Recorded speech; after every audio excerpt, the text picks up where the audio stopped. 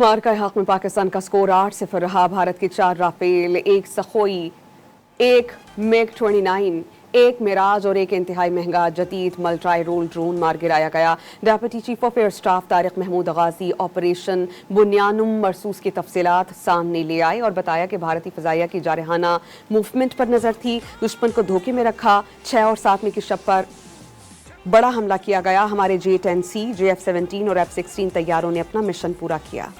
हम 8-0 पे हैं और हमारी कंफर्म्ड किल्स जो हैं वो 4 राफेल्स, 1 Su-30, 1 MiG-29, 1 Mirage 2000 और एक expensive multi role unmanned system also. Late in the night between 6th and 7th enemy resorted कि एक अटैक किया जाए पाकिस्तान पे, स्ट्रॉन्ग पैकेजेस बना के IAF के फाइटर एयरक्राफ्ट के, और उनको मल्टीपल थ्रस्ट लाइन से all across border north to south किया जाए। हमारे पास साइबर थी और हम साइबर को कहते हैं they are first in and last out.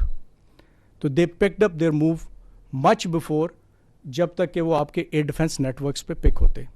So we scrambled our J-10, JF-17 and F-16 and our already available DCA was further strengthened. जो killers, designated killers थे embedded into PF's packages, they started targeting उनके जो top line fighters थे।